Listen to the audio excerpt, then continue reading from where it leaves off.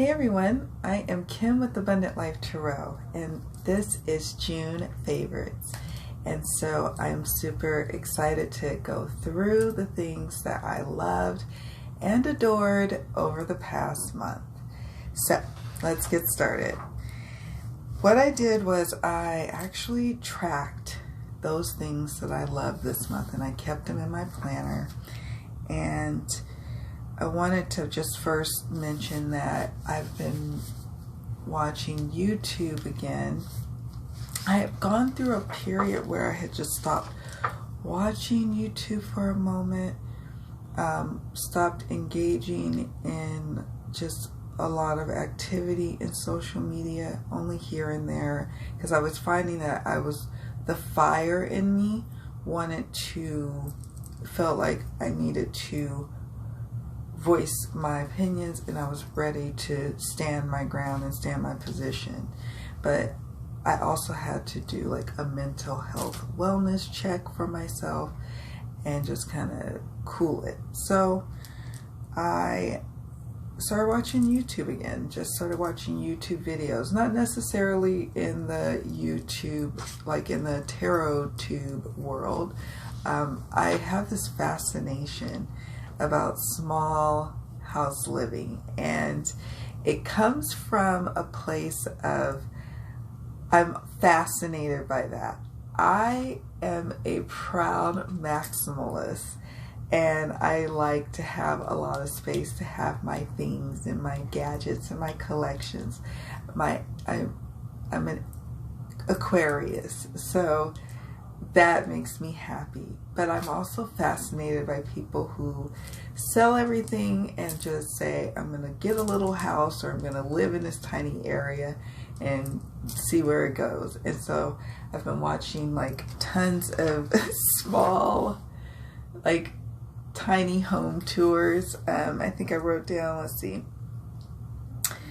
tiny home tours is actually one. Those are almost too tiny for me, because they're mostly in like little, not, what do you call them, not trailers, but they're like little tiny RVs, and I'm like, oh no, me and my collection needs a place to spread. Okay, we just can't.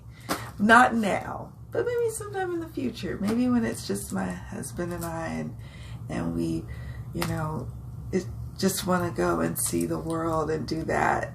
Maybe we will live in a tiny situation, and I'll be probably a-okay with that. But right now, But I do like seeing how they live, because there was a time in my life growing up that we lived in tiny spaces when we lived in the Bay Area. And then when I lived on my own when I was young, in my 20s and even in my 30s, there were times when I had to have a small space. So I always was looking to the tiny house movement on different storage ideas and getting creative. So like you guys see me like painting a little old medicine cabinet and doing little things like that to carve out little spaces of storage. That's because I had a necessity to do that. So that's just some things I have been doing this month in June as kind of self-care. Was I would still watch YouTube tarot stuff, but not as much, because not a lot of people are putting out a lot of content, myself included. It's just sometimes it's nice to just kind of take a pause, kind of assess where we are, and then go from there. And that's where I was at. And so I'm feeling, each week I'm feeling a little bit better, a little bit more like my old self, but things aren't the same. I'm also like on this spiritual transformation, and it's been quite interesting to say the least. So it's also taking up a lot of my attention and time, which is amazing. We like that. Now, speaking of tarot tube, I would say that when I am watching or looking for the new agey content, I love when I see Sanskrit Blue. I love when I see her channel in my little subscription, you know, when it lists all of the channels. I love to see that she's posted a video because you can feel her heart in every single video that she does. And I just love watching her. I love catching up on many of her older videos because I didn't really know about her until like maybe a couple of months ago. It's so funny. Like, it's a big world, small world situation where there's like tons of us out there, but it's still kind of small in the grand scheme of things, but it's still really big because I didn't even know about her great channel until recently. So I just love her content, and yeah, so I had to definitely do a shout out for that. And then Strength in Tarot is also another one that when I see that, like, I'm like, okay, they're all the ones on, you know, I end up watching probably everybody's videos, but then these are the ones that stand out where I'm like, okay, click, let's watch right now. Let's drop everything and let's watch right now. So I'm definitely putting the links below. And then also, I didn't even have her listed, and I need to write it down so I don't forget. If I do forget, please forgive me and please let me know, and I can always add it into the description box. But Lou Valcour, I've watched her a long time, and I've mentioned her before in my favorites videos on the YouTube channels that I'm really digging. But her spiritual bypassing video that she just did not too long ago, like last week, was really good. Like, actually the last few videos I've just, every time she's another one, I'm like, oh, let's see what she's talking about, and I click immediately. So yeah, so I definitely am going to try to remember to put Lou Valcour's channel in there because that's definitely been a favorite of mine. Now let's see what else. Random goodies. I have a lot of random goodies, a lot, and I just realized something. Oh, I did it. I brought it. Okay, so let's see which one we're going to talk about first. These Brocade tarot bags. Now this holds my love oracle that I created for my love readings. I'm starting to wonder, like, I don't know, I would like to share, like, if people wanted to, like, just get it for Make Playing Cards, like, if I made it available. I just feel really, you know, I'm really very particular about certain things, so I don't know. But anyways, I'm not going to go through the deck. I just wanted to say, like, oh, see the colors. So this is, I got this Brocade bag by Diddy Bags, right? Did I write it down? Yes, Diddy Bags with 2 G's. And I'll put a link in the description box below. Diddy Bags on Etsy, that's their Etsy shop. So I was excited about going back because this bag has held up. It's really nice. Look on the inside. Really nice. The cards, like, you have a large oracle fit in here, or you could have a regular tarot size fit in here. So like that. I ended up buying, because that wasn't a part of the depth here, of course, I ended up buying this one. This houses my Ancestrals 1 and 2, my massive oracle deck, which I'm going to do. I'm going to publish the unboxing of the part 2 of that deck, and then I'm going to do a follow-up video where I show you how I work with it, and what I do is how I shuffle them and how I put some to the side, and I have a fun little thing that I do with this. But anyways, they're housed in here, and that's a lot of cards. It's a lot of cards. Look at the zipper. And then look at that blue. Isn't that sick? Oh my. Like, and so my deck happily sits in there. It's so big. Like, it's massive. More on that later. But Yeah, look at that.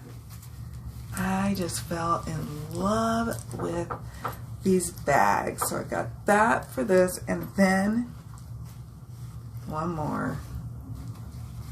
I have this one because I have another oracle that I created. I know, guys, I know that's it. I won't do anymore. But yeah, so I have that, or it might be for a particular deck I have coming at some point. So I haven't decided, but it's gorgeous. And I can always, at some point in the future, buy more bags. So let me just show you. Yeah, these gorgeous bags. So yeah, that's definitely a favorite this month. And what else? What else do we have? Oh, all right. One of them is kind of tied to the Oracle deck that I'm going to talk about, so we'll do that one last. We will talk about my wand. Okay, so I've been using this little thing, this in my readings, where I'm kind of using this to point out the cards because I'll have a bigger spread, and so I use something like this. Well, I dropped it, and this is a selenite wand, and even it fell on carpet, and it's still like the little tip still broke off. So I was like, well, it's not really hardy. I don't know about that. So I was like, well, I'm gonna make a wand. I don't even know why. I just felt called to make this wand and called to like consecrate it and love it and just use it in my readings and use it and just have it with me all the time. And it's like she has an energy, like, so I had driftwood. When we go to the coast, we always collect driftwood. It's a thing that I've done with my family since I was little. So I don't even know exactly which beach trip. Oh, I gotta move on which beach trip I got this particular, and I could even put a crystal in there if I wanted to. I don't know when, but it was part of the pile that I had. So I was like, yay. So then I was like, all right, so I just wanted to make a wand, and I didn't want to use glue, and I didn't want to, I really didn't want to use glue or anything or paint or clay, because at some point I might decide I just want to take the stone out. This is my Hematite quartz stone, and it's actually this big. So I didn't want to glue it. So I wired it in and secured it and fastened it in with this cord. And then I had this like ribbon, and then it has some little baby Lemurian quartz right here. So I didn't want to glue it or do anything, even I wanted to keep this raw as well. And so I'm so fabulous, guys. I'm so ridiculous. I don't, get my nails done. I don't do anything like that, but goodness gracious, let me make a wand. Let me make a wand.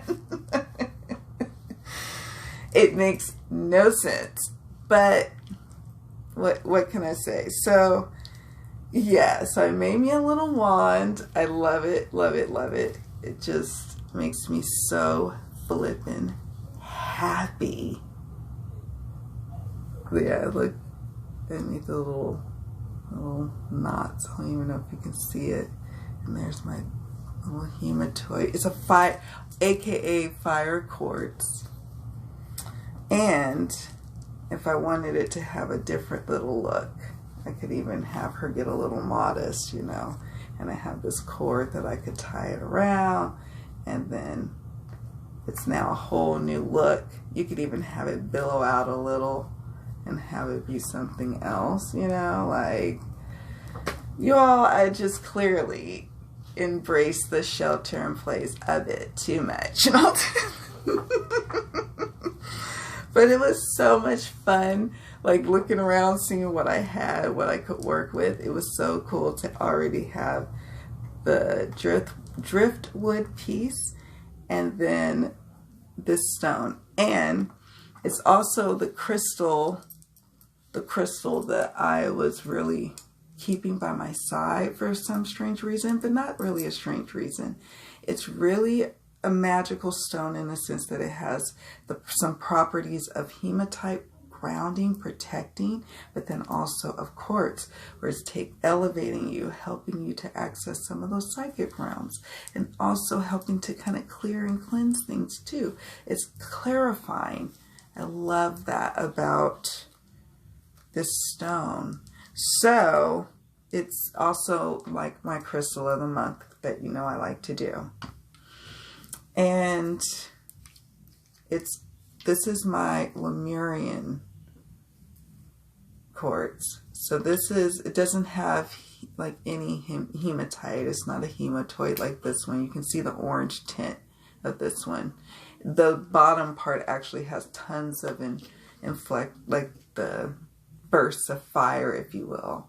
But it's protected and it's anchored in there really good. It's not going anywhere because I watched a few videos on YouTube. It's too many to mention. I just kind of like typed it in. I was like, which one does it without any glue? And then, I hope I can find it, because I'm not going to do a how-to. I don't even remember. I just sat in my bed and put this together. It's very haphazard. If I really was thinking, I would have put some cute little, gorgeous little beads through here. But you know what? That's not what we're going to do. I can always take this off, put on a new dressing, put a new stone in. And then I have a whole new wand situation. But it's comforting for some strange reason. And I really like it. So it's definitely a favorite. And it's definitely on my magical manifesting tools list of things. So that kind of covers also the crystal. And what is the other random thing that I wanted to talk about? Okay. My friend Jessica V, and I don't know if she's selling these or if this was a one-time deal. So if she is, I will be linking her, info down below in the description box. But if not, then just know that she's awesome and I was happy to get these. She's just amazingly talented. Amazingly talented. And she said, hey, do you need masks? At the very early onset of the pandemic. And so I said, yes, please. Because, the one that I wanted to show you guys, I should pause this and go get it, but I'm not. Just know it's like got Cookie Monster, it's Sesame Street characters. It's got, and so my daughter, she loves it. We kind of fought over it. But I was like, okay, because she wants to wear it, I'm going to let her wear it, because normally she kind of frowns upon wearing a mask, which is why her butt doesn't go outside. So there's that. Then she wears that particular mask. But then she also has this one, which I like. This one has Mickey Mouse. And she made this one, which is my favorite, which is the one I always wear. Isn't that cool? Yeah. And it has little pockets so you can put filters in.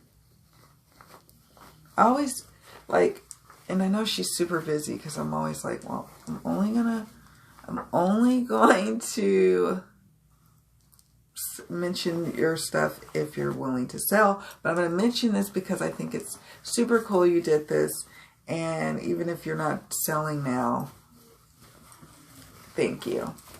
So we've been really enjoying them and staying healthy. She sent this one. So I have all sorts of ones to go with all kinds of different outfits.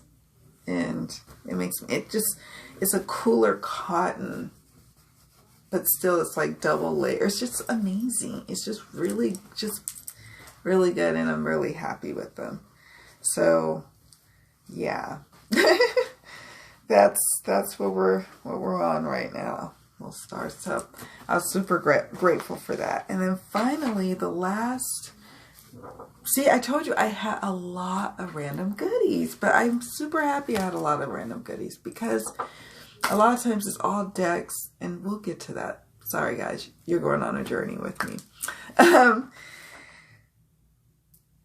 It's just been really, for me, about having to do some shadow work, having to grieve, having to be sad, having to then try to work on being happy and work on just continuing to move forward, to continue working on the things I was working on before. But, you know, we're all evolving, every one of us. Even if we don't know it or don't even recognize it in ourselves, we are. And so with that, I was just really trying to be compassionate with myself this month, and just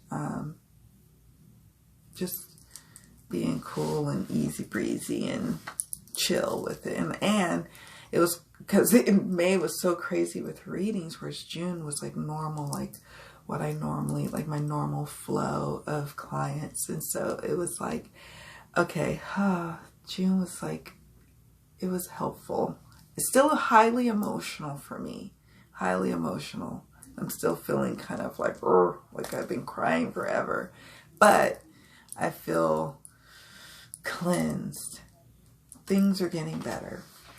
So yay for that. Yay for all of us. I'm sure not everyone is on that journey. Not everyone is experiencing what I'm experiencing, and that's okay too.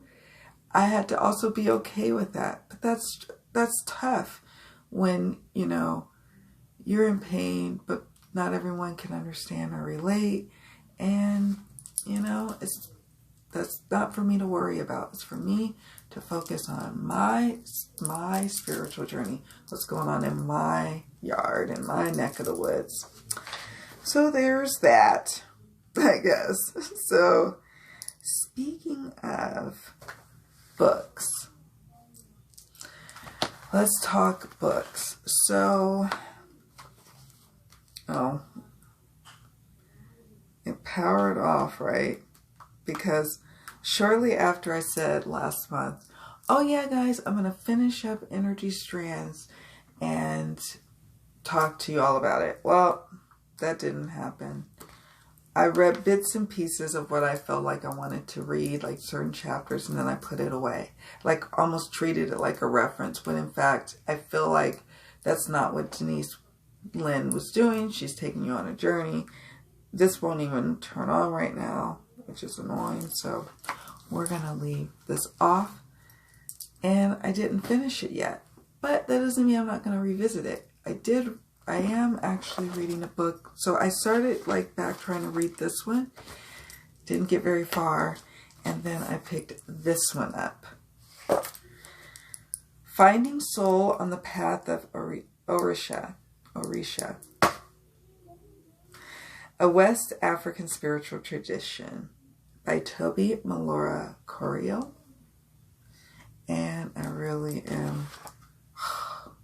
This book is like exactly what I needed. And this has been super helpful, reading this particular book at this particular time for me on my spiritual journey, because I have been doing a lot of ancestral work, a lot of ancestral research and questioning and journey, like going on a journey within and really digging up some difficult truths, like realizing that because of, you know, a slave, like a master to slave relationship, that led to the eventuality of my grandfather being here, which led to my mother being here, which led to me being here.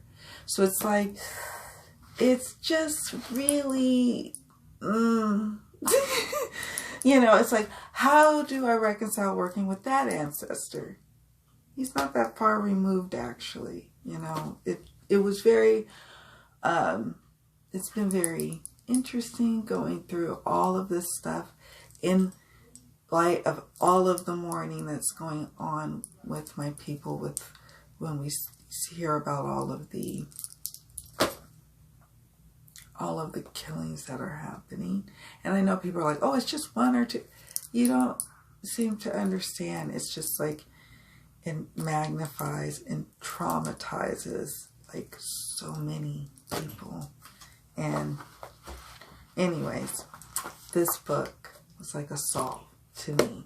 And I started reading it like maybe 5 days ago, and I just started reading it a few chapters a day and taking it in and working with it. And it's really about the soul of this whole spiritual practice, this whole spiritual, you know, tradition. And it's her story, but it's really helpful, and you can kind of place yourself in her shoes. It's beautiful. You're not going to learn all these different intricate things about how to, you know, become initiated. That's still going to be reserved for, you know, that's like a closed tradition. That's still going to be reserved for your interactions with, you know, a priest or priestess, or, you know, an elder, a mentor. It's not going to be found necessarily in the text, but I've been on a quest to learn more, and I've been reading books, and it's been really good and nurturing. And so just for chapter 6 alone, there's a lot in this book that helped me to the point where I wept and cried reading this book, because it literally feels like coming home. Like, my African roots are from West Africa, and literally it feels like I've been finally, after on this journey in June, I finally sleep deeper again. It's weird. My anxiety has finally kind of simmered down. And so it says, so chapter 6, healing and honoring your spiritual legacy. We all belong to such a far-reaching line of spirits that most of us can't even fathom what that really means. If we're lucky, we may have some sense of those who have preceded us by 50, 100, or even 200 years. But our lineage stretches back much farther than that, forming a thick chain of ancestral goodness and strength, as well as pain and suffering. Imagine, if you can, ancestors whose feet touched the earth, not just a generation or two ago, but centuries ago. Imagine them with you now, their sorrows reflected in yours, and their energy cleansing the road in front of you, assisting you in your struggles, and whispering ancient wisdom in your ear. In the West, we like to think of ourselves as self-created or as products of our parental upbringing. In reality, we arrive on Earth laden with a combination of blessings and baggage bequeathed to us by all the members of our bloodline, by all our dead relatives, known and unknown. Some of this ancestral knowledge comes to us through our parents and caretakers. Some comes from a more distant link. I mean, I could keep going on and on, but anyways, this book, so I'll probably, there's this section here. It's like a glossary. So I'll probably finish it in a couple of days and then just kind of go back and read it from time to time again. It really is that good. I cannot recommend it enough. So, Energy Strands is mentioned because I did in the beginning of June kind of open it up, look at it, and was like consulting it and looking at it more like a reference, but then I set it down and then didn't pick up anything until I picked up that book. So there's that. Yes. So I think with that being said, we are finally to our decks. And I already mentioned my ancestral healing one. I'm going to post the part 2 of that video, and then I'm going to do like a follow-up of showing you guys what I do with it.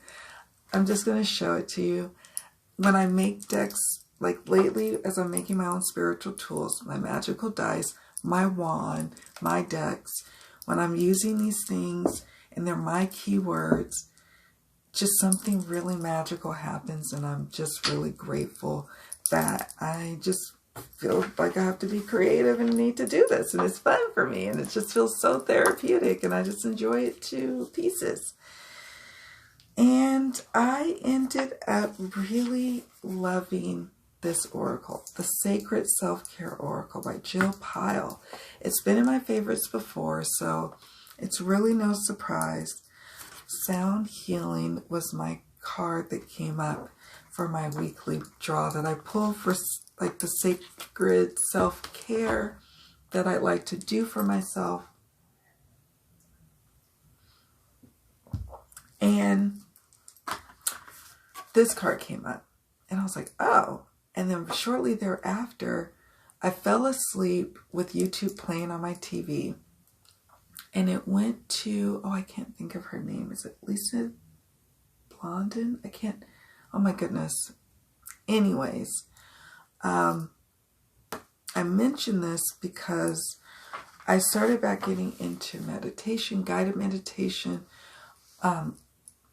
affirmations, starting to get back into that because I felt like I kind of lost my way with that, and I had powerful results with, you know, using visualization, using meditation, using affirmations, and I needed to get back to it.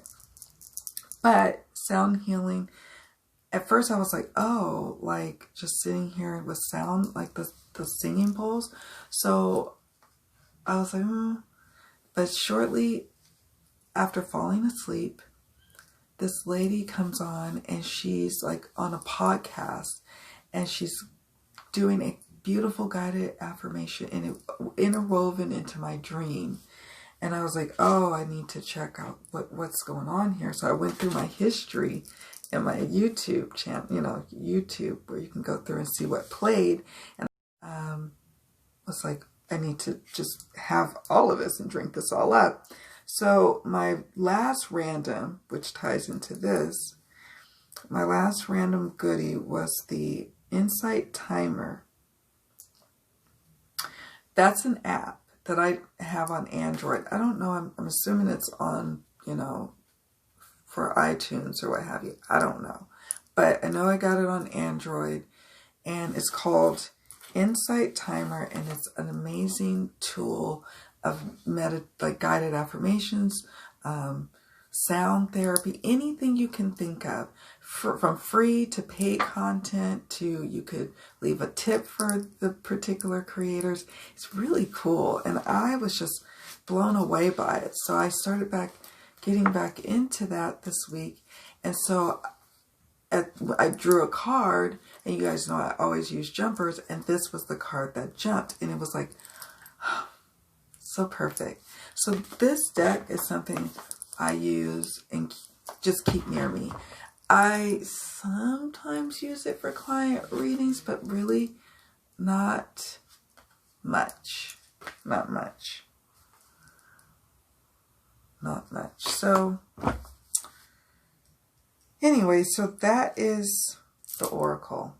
Now, let's talk about the Tarot. And you're probably like, you only have one? Yeah, really just one, because all the other decks that I had, and I tracked, like I said, I try to keep track of all the decks that I've been touching and using. And this time it was like 21 decks over the month of June. And a lot of them are repeats. So I was like, let's not do that. But let's talk about the favorite tarot. And that would be, I don't have the box, but that would be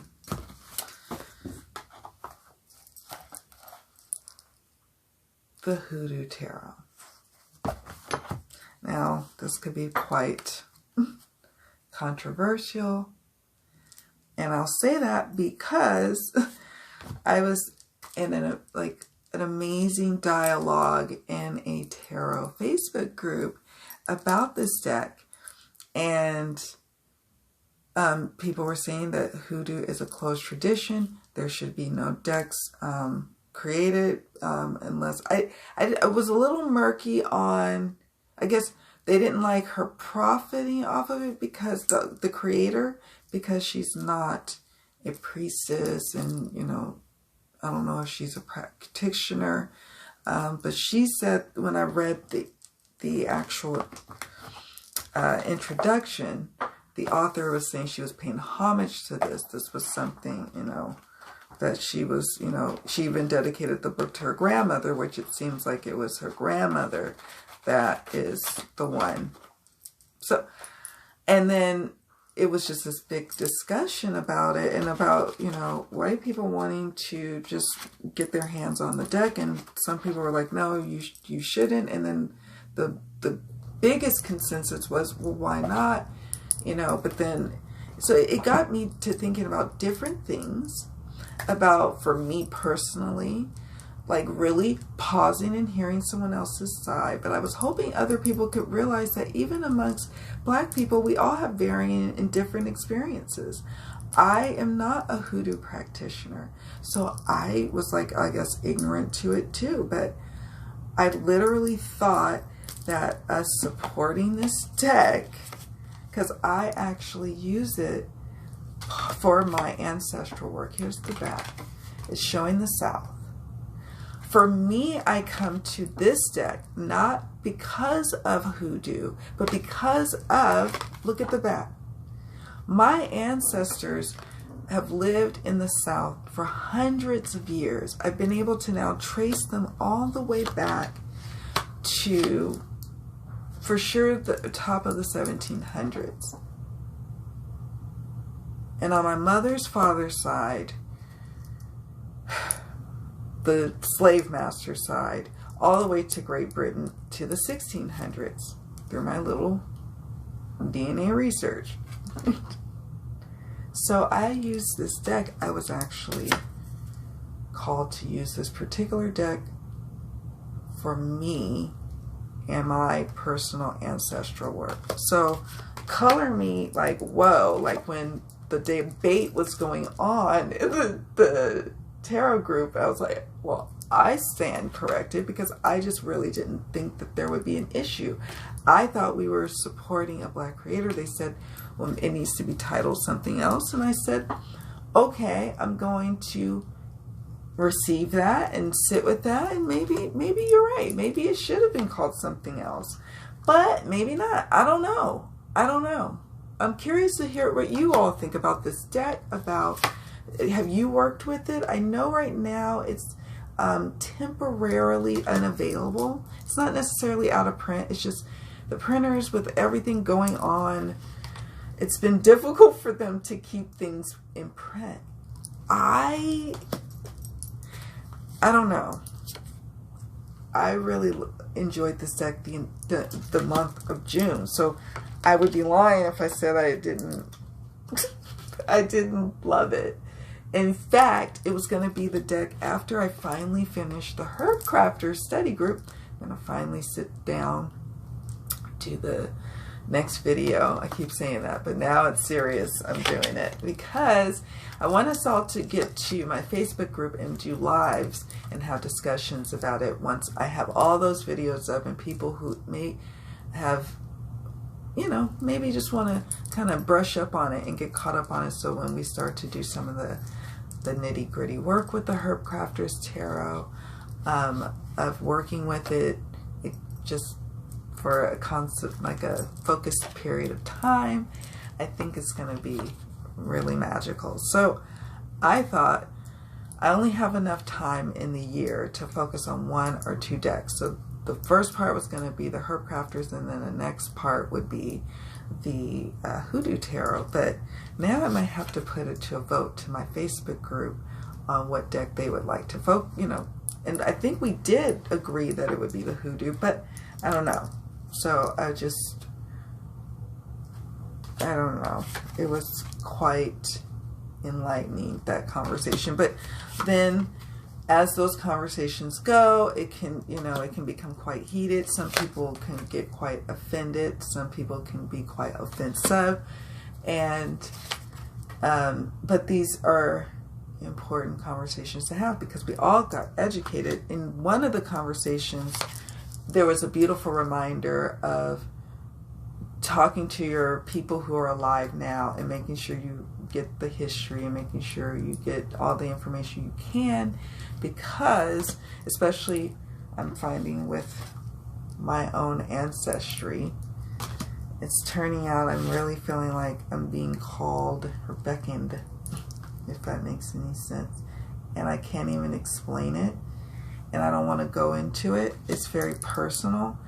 I don't even know if it's even where I want to like go, where I'm not going to be talking about my spiritual journey, because I just feel like that's more private. And I'm sure I'm not going to bore you all with such things. But I love this tower, the big house. Oh. So for me, that's where I started with this whole thing.